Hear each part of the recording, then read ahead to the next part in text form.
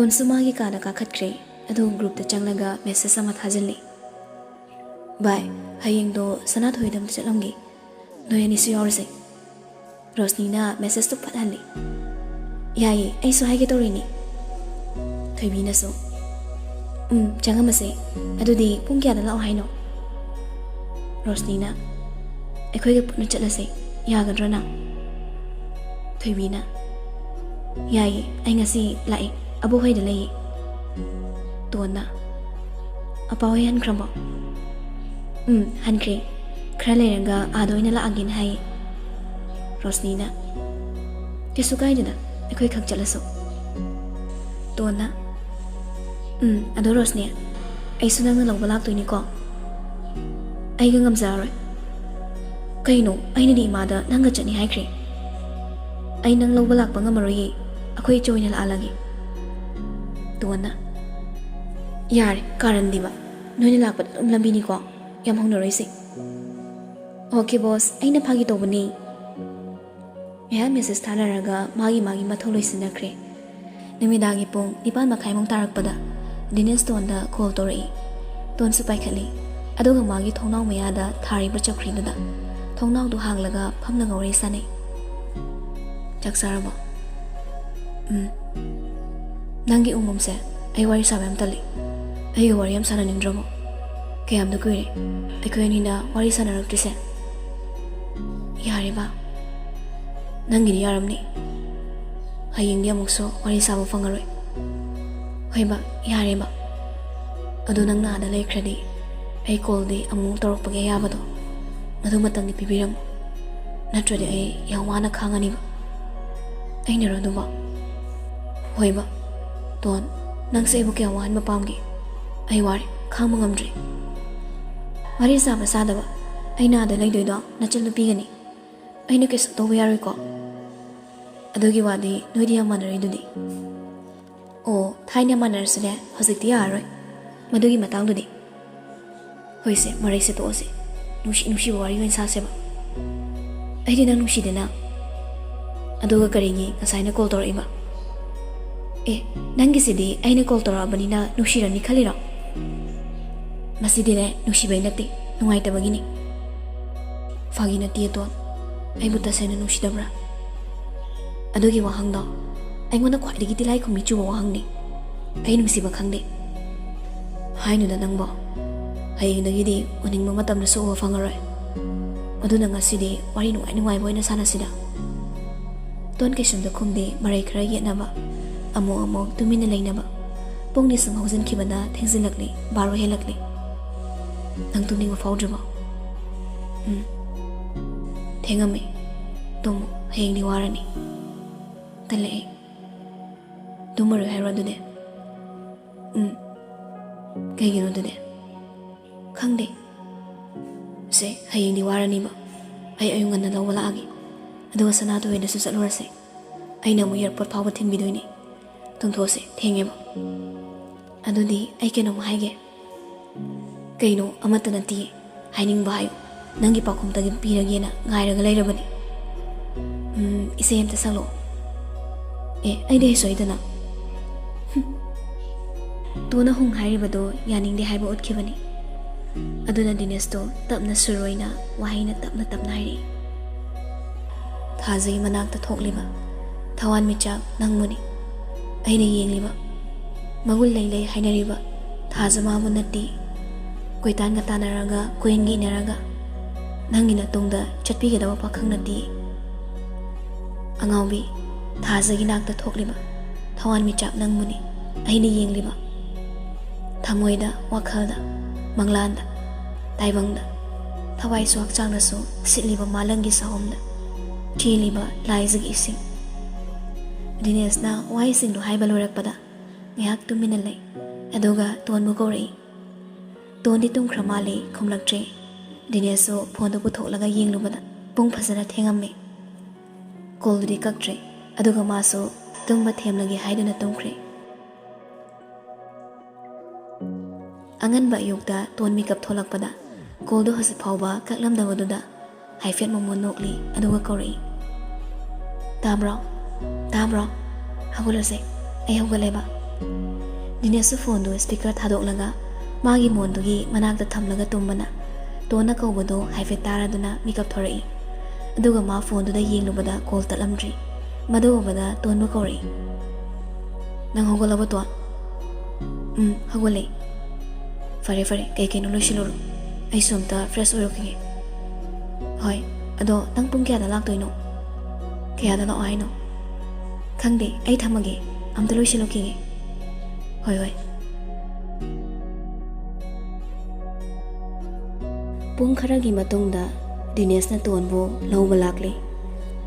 Dinesh Purnima bo obada changsilanga khoirami Purnima su khanglabana kaisumta hairudre mana chatpada pugadawba mapon matei singa do thangdoklaga pirei ibungo nasal nupi hoisu yoro abo ma yori thaibi supuna pur abune aina oh phare nakhoi pabung sune thabang ma chattaba yadabagi chathokre aduna isune ibungo da haisira khalambani kaisu kaide leima Dinesh kari khungadabano khangdadana masinda tholakpa ma hekta khungkibani tonsu tholakle aduga mamada makhong soklaga khoirami Purnima machabu manam nambiraga hairei anai yawganu koibema hoima puna thoraklaga sanadu hoina lakle memcha so ayuki thabai inkhang loishin balwaraga chak thongnaba sem sadun lerami tona ima akhoi lai memcha thoraklaga haima nakhoi bu ngasi chatke haibro thoibina hoima ngasi chatlage phare isa humma anai mata yawnu ko aduga na thauda pukning sangadabani Rosni na hoima adude khum chatloki memchana hoi ibungo nangna thindoribra thindoi nei ma asumna thorokpada nga thoiga wari sanai pung khara ngali haiduna keno macharo kisi hairaga makhoi tarok puna restaurant amada changai aduga keno khara chare wari su khara sanai pung taslaklabada airport omda lakli manung changamdaida tona Dinesh ki makhong soklaga khoirami chaloki Dinesh na ton bogat piraga makokta nan thabiraga haire lako fawba chikanuko na thawda pukning chang aushina bayade aina lamlap na leibana nang mumi ko khuding sena zabadi fangdre aduna ai maramrak tari lakani da tondo kabli torai kai kapino kakpanuse kasina na chatli basa nangna khanjari ba ningzari ba madugi ahanba khongthang oigadori bani masida kapayade pungni samhausinkhre yaraktrabada janaba jangnakre makhoi marina tamgadoriba college aduda thoibi hoigi mabungsinga masu tamami aduna mani airport ngairamgadoribani matam mahaknadi kanabusu ngaibide asum haukibana numit amadagi haptadagi thadagi chahi ama hausinkhre mari makpunrabasu nomata kaunade asang mamatamda aduma wahai amakhak oirabasu haine awanungai hangnei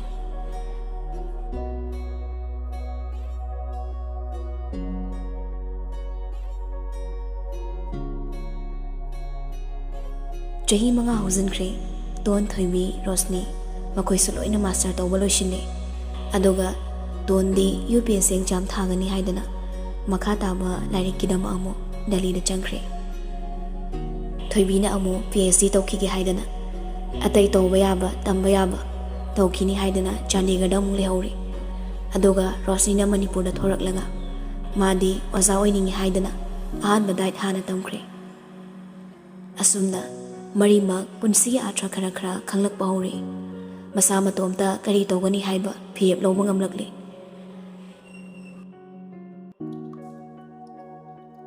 chahi aningi matongdani makhoi hommak ningliba pumba thongba haurakle tawgadaba tamgadaba loirakladuna loina thamang tawnare sana thoiga malemgadi tholaktre adubu makhoisu loirabagumbani nongma thoibi Rosni amadi ton makhoi ahum haunaraga sana thoida lai thoibina ima aikhoi lai memchana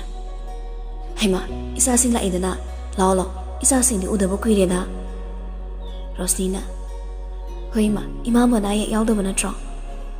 Yaudi, Ima and I can amate Yaudi. Donna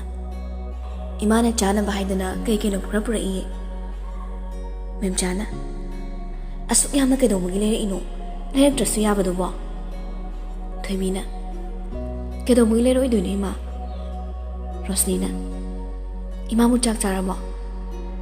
Ichasa Nasidi Magi Charahinba Bertato Winumitai Aduna Chadri Jahi Magi Manusida Nasi Hibasini Imano Anangaizabaso Donna Ima Chaksusa Jabanina Ima Waridro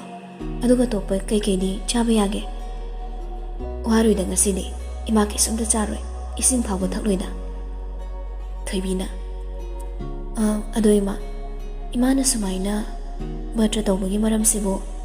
Equated Kangan Badiada Rima Bemcha Mapira Chilagairi Kangangani Kedobagi Yadani Swedani Madane Naqueda Wari Pumbase Nigani Bemcha Marili Bauri Asiase Naquigina Babu Sanatoigina Babuna Lake Kidabanumini Rosnina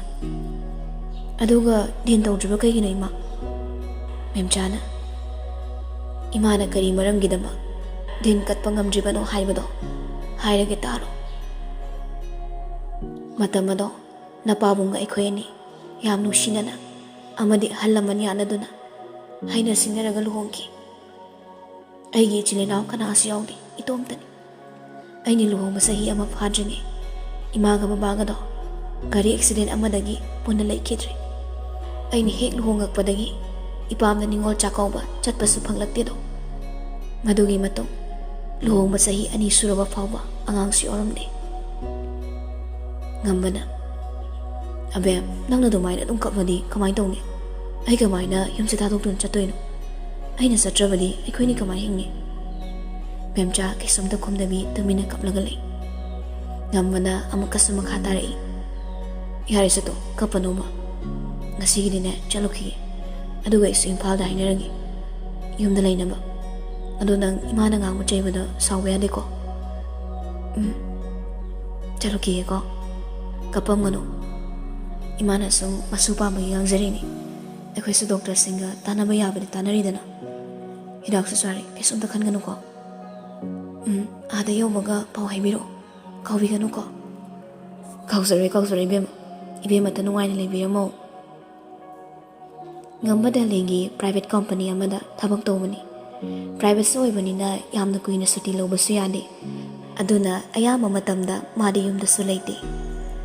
Mapuribana Yum the Galata Moga Mamita Masugo Trabada Ibim Pisagna Sauduna Gambada Memchadi Ifam Japon Kandrabani Mina Mibu Yang Sinba Henman Labadi Jum the Tangiba Kong Tang Pauba Hek Lang the Tang Natushili Hainabado Memchada Tokli Inglabaning Tam Tagi Yuni Memchang and Hongolaga Mawamo Ebagi Matau Tori Imung Mangolisin Baloraga Irumai Taraga Light Hawai Tana Mahiduna Tolakpani Kaisunataba Mana Tolakbaga Ibim Pisagna Tumba Walakbaga Mapai Chanaruri Memchana Lay Heklibada Ubada Ibim Pisagna Soundangang Bauri Kaino Nangdori Dubo Ima Lay Audrey Aina Namonda Hanjan hasn't that ubani Ayuk like Tomai Tan but the Katnabalado Irusa Jini Ona Nakoi Alawai the Satnabado Sidaya de Bima Napana Mana Talak the Basindo Aina the Edena Masidana so young low Ribasbuka Gino Ima Eko to Ubani Matungi Kausari Nang Hek Lapadagine Imung Sida Hek na Kong Tanzilla Padagi A sing among Kaidab Nangina Todune Imung a say no Manomi Mulatorobani Pele Yingzanindre Kadai the Gino Ayi Sassinane Mahi Suyara the Bima Purtana Imung a say Mutlabani Nang does a picro Nang does a picro have a say as Susunega labor Ibim Pisa Gangang the Junkri Memchama Pony Shiravani Adobo Canada Soa Kaloni Kapchabanatana Magyu Pilate Mapama Manaso Hondoklam Mapuri Banaso Tadoklam Magyawa Bacanada Bo Litokluni Tam Tokluni Upilata Kapche Manim the Nomagi Ngang Basay Basumasum Hilagli Adubungam Badi Tabama Famda Adum Lakre Memjana Matum the Sinning Bapau Yari ꯑꯗꯨꯕꯨ ꯉꯝꯕꯅ ꯃꯥꯕꯨ ꯀꯌꯥꯝ ꯅꯨꯡꯁꯤꯕꯤ ꯍꯥꯏꯕ ꯃꯥ ꯈꯪꯉꯤ ꯑꯗꯨꯅ ꯃꯥꯅꯁꯨ ꯃꯥꯒꯤ ꯃꯄꯨꯔꯣꯏꯕꯕꯨ ꯊꯥꯗꯣꯛꯂꯝꯕ ꯉꯝꯗꯕꯅꯤ ꯀꯔꯤꯒꯨꯝꯕ ꯃꯥꯅ ꯐꯠꯇ ꯅꯨꯡꯗ ꯊꯣꯛꯈ꯭ꯔꯕꯗꯤ ꯃꯥꯒꯤ ꯃꯄꯨꯔꯣꯏꯕ ꯑꯉꯥꯎꯕ ꯑꯃꯒ ꯄꯥꯡꯈꯛ ꯑꯣꯏꯒꯅꯤ ꯍꯥꯏꯕꯁꯤ ꯃꯥꯅ ꯈꯪꯉꯤ ꯃꯅꯦꯝ ꯐꯠꯇꯕꯒꯤ ꯁꯔꯩꯗ ꯈꯥꯡꯕ ꯉꯝꯗ꯭ꯔꯕ ꯃꯦꯝꯆꯥ ꯅꯣꯡꯃꯗꯤ ꯃꯇꯣꯝꯇ ꯃꯥꯒꯤ ꯀꯥꯗ ꯊꯧꯔꯤ ꯌꯥꯟꯒꯦ ꯈꯟꯗꯨꯅ ꯊꯧꯔꯤ ꯀꯣꯏꯊꯤ ꯊꯤꯔꯛꯏ ꯐꯪꯂꯛꯇ꯭ꯔꯕꯗ ꯃꯥꯒꯤ ꯐꯤ ꯑꯃ ꯂꯧꯊꯣꯛꯂꯒ ꯀꯥꯗ ꯂꯩꯔꯤꯕ ꯐꯦꯟꯗꯨꯅ ꯀꯤꯁꯤ ꯀꯤꯕ ꯍꯧꯏ ꯃꯈꯨꯠ ꯑꯗꯨꯁꯨ ꯊꯛ ꯊꯛ ꯅꯤꯛꯏ ꯉꯝꯕꯒ ꯃꯈꯣꯏ ꯑꯅꯤꯒꯤ ꯂꯨꯍꯣꯡꯕ ꯅꯨꯃꯤꯠꯇ ꯀꯥꯞꯈꯤꯕ ꯐꯣꯇꯣ ꯑꯗꯨ ꯌꯦꯡꯖꯩ ꯃꯤꯂꯨꯗꯒꯤ ꯆꯦꯟꯊꯔꯛꯂꯤꯕ ꯐꯤꯔꯥꯡꯇꯅ ꯃꯁꯥ ꯄꯨꯝꯕ ꯆꯣꯜꯂꯛꯂꯤ ꯅꯨꯃꯤꯠ ꯑꯗꯨ ꯃꯦꯝꯆꯥꯒꯤ ꯃꯀꯨꯕꯣꯛꯁꯨ ꯂꯨꯍꯣꯡꯕ ꯑꯃ ꯆꯠꯈꯤꯕꯅ ꯃꯍꯥꯛꯀ ꯃꯅꯤꯡꯕ ꯈꯛꯇꯃꯛ ꯂꯩꯕ ꯇꯥꯟꯖꯥꯅꯤ ꯈꯥꯡꯕ ꯉꯝꯂꯛꯇ꯭ꯔꯕꯗ ꯃꯃꯤꯠ ꯑꯗꯨ ꯑꯃꯨꯛꯇꯪ ꯎꯠꯁꯤꯜꯂꯒ ꯃꯇꯤꯟ ꯑꯗꯨ ꯌꯣꯠꯊꯈꯤ ꯉꯁꯥꯏ ꯃꯥꯅ ꯁꯦꯝꯂꯝꯕ ꯐꯤ ꯑꯗꯨꯗ ꯑꯃꯒ ꯍꯨꯛꯆꯤꯟꯈ꯭ꯔꯤ ꯅꯨꯃꯤꯠ ꯑꯗꯨ ꯗꯥꯎ ꯌꯥꯕ ꯍꯥꯏꯒꯗ꯭ꯔꯥ ꯉꯝꯕꯁꯨ ꯃꯥꯒꯤ ꯅꯨꯄꯤꯗ ꯁꯔꯄ꯭ꯔꯥꯏꯖ ꯑꯣꯏꯅ ꯎꯠꯀꯦ ꯈꯟꯗꯨꯅ ꯍꯥꯟꯅ ꯄꯥꯎ ꯍꯥꯏꯗꯕꯤꯗ ꯂꯥꯛꯄꯅꯤ ꯃꯃꯥꯕꯨ ꯀꯧꯔꯝꯂꯒ ꯃꯈꯣꯏꯒꯤ ꯀꯥꯗ ꯆꯪꯉꯛꯄꯗ ꯊꯣꯡ ꯂꯣꯜꯂꯝꯕꯅꯤꯅ ꯀꯔꯤꯅꯣ ꯈꯜꯂꯤ ꯑꯗꯨꯒ ꯃꯦꯝꯆꯥꯕꯨ ꯀꯧꯔꯛꯂꯤ ꯈꯨꯝꯃꯛꯇ꯭ꯔꯕꯗ ꯃꯥꯅ ꯒ꯭ꯂꯥꯁ ꯄꯥꯜꯂꯤꯕ ꯊꯣꯡꯅꯥꯎ ꯑꯗꯨꯗꯒꯤ ꯍꯥꯏꯐꯦꯠ ꯌꯦꯡꯕꯗ ꯃꯦꯝꯆꯥꯒꯤ ꯃꯇꯧ ꯎꯕꯗ ꯂꯋꯥꯏ ꯁꯥꯠꯂꯕ ꯉꯝꯕ ꯇꯧꯐꯝ ꯈꯪꯗ꯭ꯔꯗꯨꯅ ꯊꯣꯡꯅꯥꯎꯒꯤ ꯒ꯭ꯂꯥꯁ ꯑꯗꯨ ꯊꯨꯒꯥꯏ ꯑꯗꯨꯒ ꯍꯥꯡꯗꯣꯛꯂꯒ ꯆꯪꯉꯤ ꯄ꯭ꯔꯞ ꯆꯪꯁꯤꯜꯂꯒ ꯃꯦꯝꯆꯥꯕꯨ ꯀꯣꯟꯈꯠꯂꯒ ꯃꯃꯥꯕꯨ ꯀꯧꯔꯤ ꯏꯕꯦꯝ ꯄꯤꯁꯛꯁꯨ ꯃꯆꯥꯅ ꯀꯟꯅ ꯀꯧꯔꯛꯄꯗ ꯆꯦꯟꯁꯤꯜꯂꯛꯏ ꯑꯗꯨꯒ ꯃꯥꯁꯨ ꯌꯥꯎꯅ ꯂꯧꯊꯩ ꯃꯦꯝꯆꯥꯗꯤ ꯒ꯭ꯌꯥꯟ ꯇꯥꯗ꯭ꯔꯦ ꯏꯕꯦꯝ ꯄꯤꯁꯛꯁꯨ ꯉꯥꯡꯕ ꯍꯧꯔꯛꯏ ꯏꯃꯥꯏ ꯄꯦꯝꯃ ꯀꯩꯅꯣ ꯇꯧꯔꯤꯕꯁꯤꯕꯣ ꯑꯩꯈꯣꯏꯒꯤ ꯏꯃꯨꯡ ꯑꯁꯤꯕꯨ ꯄꯨꯡꯃꯨꯠ ꯍꯦꯛ ꯃꯨꯠꯊꯠꯂꯒꯦ ꯈꯜꯂꯕ ꯀꯩꯅꯣ ꯃꯥꯅ ꯁꯤꯡꯅꯤꯡꯂꯒꯅ ꯑꯥꯗ ꯃꯌꯨꯝꯗ ꯁꯤꯖꯔꯨꯒꯦꯗꯤ ꯍꯥꯏꯗꯦꯕ ꯑꯩꯈꯣꯏꯗ ꯁꯤꯔꯒ ꯑꯩꯈꯣꯏꯕꯨ ꯕꯗꯅꯥꯝ ꯄꯤꯅꯕ ꯍꯣꯠꯅꯔꯤꯕꯅꯤ ꯐꯔꯣꯏꯌꯦ ꯃꯁꯤ ꯁꯤꯔ ꯐꯥꯎꯕꯅꯦ ꯃꯔꯨꯅ ꯌꯨ ꯍꯥꯏꯗꯣ ꯍꯦꯛ ꯇꯧꯗꯣꯔꯤ ꯉꯝꯕ ꯁꯥꯎꯅ ꯃꯃꯥꯗ ꯉꯥꯡꯂꯛꯏ ꯌꯥꯔꯦ ꯇꯥꯅꯤꯡꯗ꯭ꯔꯦ ꯇꯣꯛꯑꯣ ꯅꯣꯏꯁꯦ ꯑꯐꯕ ꯑꯝꯇ ꯅꯠꯇꯦ ꯌꯥꯔꯦ ꯃꯦꯝꯆꯥꯅ ꯒ꯭ꯌꯥꯟ ꯇꯥꯗꯅ ꯂꯩꯔꯤꯕꯁꯦ ꯏꯃꯥ ꯎꯔꯤꯕ ꯅꯠꯇ꯭ꯔꯣ ꯉꯝꯕ ꯁꯥꯎꯅ ꯃꯃꯥꯕꯨ ꯃꯈꯨꯠ ꯄꯥꯏꯗꯨꯅ ꯆꯤꯡꯂꯒ ꯀꯥꯒꯤ ꯊꯣꯡꯗꯒꯤ ꯃꯄꯥꯟꯗꯒꯤ ꯏꯟꯊꯣꯛꯈ꯭ꯔꯦ ꯑꯗꯨꯒ ꯊꯣꯡꯗꯣ ꯀꯝ ꯂꯥꯎꯅ ꯊꯤꯡꯖꯤꯜꯂꯤ ꯄ꯭ꯔꯞ ꯑꯃꯨꯛ ꯆꯦꯟꯁꯤꯜꯂꯛꯂꯒ ꯏꯁꯤꯡ ꯂꯧꯔꯒ ꯃꯀꯣꯛꯇ ꯊꯥꯕꯤꯔꯝꯃꯤ ꯑꯗꯨꯒ ꯃꯦꯝꯆꯥꯕꯨ ꯍꯧꯗꯣꯛꯂꯤ ꯗꯣꯛꯇꯔ ꯑꯃꯗ ꯀꯣꯜ ꯇꯧꯗꯨꯅ ꯍꯪꯉꯤ ꯃꯃꯥꯟꯅꯕ ꯑꯃꯅ ꯍꯥꯏꯔꯛꯄꯒꯤ ꯃꯇꯨꯡ ꯏꯟꯅ ꯃꯦꯝꯆꯥꯕꯨ ꯐꯃꯨꯡ ꯑꯃꯗ ꯐꯖꯅ ꯍꯤꯞꯍꯜꯂꯤ ꯑꯗꯨꯒ CPR ꯄꯤꯔꯝꯃꯤ ꯃꯦꯝꯆꯥꯕꯨ ꯍꯣꯁꯄꯤꯇꯥꯜꯗ ꯄꯨꯕ ꯌꯥꯕꯅꯤ ꯑꯗꯨꯕꯨ ꯒꯥꯔꯤꯁꯨ ꯊꯧꯒꯅꯤ ꯃꯁꯥꯅ ꯑꯗꯨꯒ ꯃꯃꯥꯕꯨꯁꯨ ꯌꯥꯎꯍꯟꯅꯤꯡꯗꯦ ꯃꯈꯣꯏ ꯑꯅꯤꯈꯛ ꯇꯔꯛ ꯍꯣꯁꯄꯤꯇꯥꯜ ꯆꯠꯄꯗꯨ ꯅꯨꯡꯉꯥꯏꯔꯕꯩ ꯈꯟꯕꯒꯤ ꯄꯨꯗꯕꯅꯤ ꯃꯦꯝꯆꯥ ꯁꯣꯔꯁꯨ ꯈꯔ ꯍꯣꯜꯂꯛꯂꯤ ꯉꯝꯕ ꯄꯥꯈꯠꯂꯝꯕ ꯃꯌꯥꯝꯗꯣ ꯈꯔ ꯏꯪꯊꯩ ꯃꯦꯝꯆꯥꯕꯨ ꯀꯣꯟꯈꯠꯂꯒ ꯀꯞꯄꯤ ꯃꯆꯤꯟꯗꯨꯁꯨ ꯁꯣꯜꯂꯛꯏ ꯀꯩꯒꯤꯅꯣ ꯕꯦꯕ ꯅꯪꯅ ꯑꯩꯕꯨ ꯐꯠꯇ꯭ꯔꯤꯕ ꯃꯐꯝ ꯑꯁꯤꯗ ꯏꯇꯣꯝꯇ ꯊꯜꯂꯝꯂꯒꯦ ꯈꯜꯂꯤꯕ ꯑꯩꯕꯨ ꯅꯨꯡꯁꯤꯗ꯭ꯔꯕ ꯃꯦꯝꯆꯥ ꯄꯥꯎꯈꯨꯝ ꯑꯃꯠꯇ ꯄꯤꯔꯛꯇꯦ ꯃꯄꯤꯗꯤ ꯂꯦꯞꯄ ꯂꯩꯇ ꯁꯤꯟꯊꯩ ꯉꯝꯕꯅ ꯃꯄꯤꯗꯨ ꯇꯩꯊꯣꯛꯄꯤꯔꯒ ꯍꯥꯏꯔꯛꯏ ꯑꯕꯦꯝ ꯑꯩꯅ ꯃꯦꯅꯦꯖꯔꯗꯅꯦ ꯏꯝꯐꯥꯜꯗ ꯇꯥꯅꯕ ꯍꯥꯏꯔꯝꯃꯕꯅꯤ ꯑꯗꯨ ꯍꯥꯏꯗꯣꯛꯈ꯭ꯔꯒꯦ ꯑꯩꯈꯣꯏꯅꯤ ꯑꯥꯗ ꯃꯇꯝ ꯈꯔ ꯂꯩꯔꯨꯔꯁꯤ ꯏꯃꯥ ꯍꯣꯏꯗ ꯍꯥꯏꯔꯒꯦ ꯅꯪ ꯃꯐꯝꯁꯤꯗ ꯍꯨꯟꯗꯣꯛꯇꯨꯅ ꯆꯠꯂꯤꯕ ꯑꯩꯁꯦ ꯀꯌꯥꯗ ꯐꯠꯈꯤꯗ꯭ꯔꯕꯅꯣ ꯑꯗꯨꯝꯅ ꯍꯥꯏꯒꯅꯨ ꯃꯈꯣꯜꯗꯨ ꯁꯤꯔꯤ ꯇꯧꯔꯒ ꯍꯥꯏꯔꯛꯄꯅꯤ ꯅꯪꯅ ꯑꯗꯨꯛ ꯌꯧꯅ ꯋꯥꯔꯒ ꯑꯩꯉꯣꯟꯗ ꯋꯥꯍꯩ ꯑꯃ ꯐꯥꯎ ꯍꯥꯏꯗ꯭ꯔꯤꯕ ꯀꯩꯒꯤꯅꯣ ꯅꯪ ꯊꯃꯣꯏ ꯌꯥꯝ ꯀꯟꯃꯜꯂꯤ ꯀꯞꯄ ꯌꯥꯕ ꯀꯞꯂꯤ ꯑꯅꯤꯃꯛ ꯅꯣꯡꯉꯥꯜꯂꯒ ꯉꯝꯕꯅ ꯃꯄꯥꯗ ꯃꯈꯣꯏ ꯑꯥꯗ ꯃꯇꯝ ꯈꯔ ꯂꯩꯔꯨꯔꯒꯦ ꯍꯥꯏꯗꯨꯅ ꯋꯥꯗꯣ ꯍꯧꯗꯣꯛꯂꯤ ꯃꯄꯥꯗꯤ ꯉꯔꯥꯡ ꯊꯣꯛꯈꯤꯕ ꯊꯧꯗꯣꯛꯇꯣ ꯀꯩꯁꯨ ꯈꯪꯗꯕꯅꯤꯅ ꯍꯣꯏ ꯍꯥꯏꯅꯁꯨ ꯌꯥꯔꯦ ꯃꯦꯝꯆꯥ ꯃꯄꯨꯔꯣꯏꯕꯅ ꯃꯌꯨꯝꯗ ꯂꯩꯔꯕꯅꯤꯅ ꯀꯩꯁꯨꯝꯇ ꯈꯟꯗꯦ ꯍꯥꯏꯕꯗꯤ ꯃꯅꯦꯝꯄꯣꯛꯅꯁꯨ ꯀꯩꯁꯨ ꯍꯥꯏꯕ ꯉꯥꯡꯕ ꯆꯩꯕ ꯇꯧꯔꯝꯗꯦ ꯆꯥꯛ ꯏꯁꯤꯡ ꯊꯣꯡꯕ ꯂꯣꯏꯔꯒ ꯆꯥꯅꯕ ꯍꯥꯏꯗꯨꯅ ꯗꯥꯏꯅꯤꯡ ꯇꯦꯕꯜꯗꯨꯗ ꯏꯀꯨꯏ ꯀꯨꯏꯁꯤꯟꯅ ꯐꯝꯖꯤꯟꯗꯨꯅ ꯆꯥꯛ ꯆꯥꯅꯕ ꯁꯦꯝ ꯁꯥꯔꯤ ꯏꯕꯣꯍꯜꯒ ꯏꯕꯦꯝ ꯄꯤꯁꯛꯀꯁꯨ ꯂꯥꯛꯇꯨꯅ ꯐꯝꯂꯔꯤ ꯉꯝꯕ ꯆꯥꯛ ꯆꯥꯅꯕ ꯍꯥꯏꯗꯨꯅ ꯆꯪꯉꯛꯏ ꯏꯕꯣꯍꯜꯅ ꯃꯃꯥ ꯏꯆꯥꯒꯤ ꯏꯃꯧꯒꯁꯤ ꯊꯕꯛ ꯃꯐꯝꯗ ꯂꯩꯔꯨꯒꯦ ꯍꯥꯏꯔꯤ ꯅꯪꯅ ꯀꯔꯤ ꯈꯜꯂꯤꯕ ꯏꯕꯦꯝ ꯄꯤꯁꯛꯅ ꯀꯔꯤꯒꯤ ꯂꯩꯒꯗꯧꯔꯤꯕꯅꯣ ꯅꯨꯄꯤꯅ ꯃꯄꯥꯟꯗ ꯂꯩꯔꯒ ꯀꯔꯤꯕꯨ ꯑꯐꯕ ꯑꯣꯏꯒꯗꯧꯔꯤꯕꯅꯣ ꯅꯨꯄꯥꯅ ꯊꯕꯛ ꯆꯠꯊꯣꯛꯈ꯭ꯔꯒ ꯅꯨꯡꯉꯥꯏꯕ ꯅꯅꯤꯡꯇꯝꯕ ꯄꯥꯝꯂꯤꯔꯣ ꯉꯝꯕꯅ ꯀꯩꯅꯣ ꯏꯃꯥꯅ ꯍꯥꯏꯕꯤꯔꯤꯗꯨꯕꯣ ꯑꯩꯈꯣꯏꯅ ꯆꯠꯀꯗꯧꯔꯤꯕꯁꯦ ꯂꯥꯌꯦꯡꯕ ꯆꯠꯀꯦ ꯍꯥꯏꯕꯅꯤ ꯏꯕꯦꯝ ꯄꯤꯁꯛꯅ ꯁꯤꯗ ꯁꯨꯝ ꯂꯥꯌꯦꯡꯉꯤꯕꯁꯤꯅ ꯀꯔꯤ ꯄꯦꯟꯗ꯭ꯔꯒꯦ ꯅꯪꯅ ꯅꯨꯄꯤ ꯊꯤꯕꯗꯤ ꯁꯣꯏꯖꯔꯒ ꯀꯔꯤꯒꯤ ꯂꯥꯌꯦꯡꯕ ꯄꯩꯁꯥ ꯇꯤꯡꯅꯕꯅꯤ ꯀꯩ ꯋꯥꯇꯥꯅꯣ ꯏꯃꯥ ꯀꯔꯤꯒꯤ ꯏꯃꯥꯗꯤ ꯑꯩꯕꯨ ꯁꯣꯏꯅꯥꯏꯕ ꯃꯣꯏꯅ ꯄꯣꯛꯄꯤꯔꯤ ꯑꯩꯅ ꯁꯣꯏꯔꯕꯁꯨ ꯃꯥꯗꯤ ꯍꯤꯗꯥꯛ ꯆꯥꯔꯒ ꯑꯗꯨꯝ ꯐꯔꯛꯀꯅꯤ ꯑꯗꯨꯅ ꯑꯩꯈꯣꯏ ꯀꯩꯅꯣ ꯇꯧꯕ ꯌꯥꯏ ꯍꯧꯖꯤꯛ ꯌꯥꯝ ꯆꯥꯎꯈꯠꯂꯕꯅꯤ ꯁꯥꯏꯟꯁꯀꯤ ꯃꯇꯝꯅꯤ Ibem Sagna. Yare, Tanindre, no Hosikan, you chocolibani hidden. Kariba, no ye kappa kind Hinabado, Imani Pamsadeco. Aine, is up homo lakpadagi, Supai Packer consider. Me him a child, Karibu Canadino. It need to mark the Taknobani. Ibohalna. Yarim, Nanganoi the Lepo. Naturally, Nang Ainako, Sweden. Kaino, my Pabusuni. How's the boy Quibo, me Machamu Yokiro? Mounina Malaysina, Hey Lakpadagi, Nasi Powderne. I quake him Muse, Karamanamit in the lake again. Gambana Yarima, Masimana, Aimang the Ganibse, Cardi and Malay. Ailanina, Aduktina Mangamba. I knew him still later, Madame the Kariramni. Marangit told so, Manang was able to calm on the Bayramni. Adogima, Imana Pabunga de Aimanda, my cum Laga, a Fava Sabado, Maside Topiro. Aduga I, Hayam Setado Chatkrani. Bukjel saying the bar, you ever you she later on Pamsina. I queen him Amatalari, Marba Sapura Chatkini. Gamba sound Charamni bar, Chak Hondo Lamaga, Poor Holaga Makut Hamnaga, Memchagi Kudang Paiduna, Chingana Puraga Chatkre. Ngarangi Todo Harapada, Kaisanta Kansa the Bible Haldi, Ngauri. Adubo, Magi the Pina Sweden or Mani Canada, Ibn Pisakta, Ngambori. Mama, Nang the most of the Karikaring Ambiri. Nang say, on told us to Patidago. Nang na ngangs to what Bibaga, Nang Bibaga say Bibaga. Anganga say, Nang Ning Banana, Makong Pang Tanga Chatbangam Dravani. Nang Siam Paridori. I know Chinisum, Hibasidane, Yarab Tradinang, Sainu Santarani. Adugan Nang the Kando Manane. Makwene at Gary Basida, yet Piaro. Imo say, Nang not but the Yum see the life from Sapam Kangdramani. Aduna Matam cry, Ibungi the laser sano. Eh, Adudi, I could say Badi Canana to Viduba.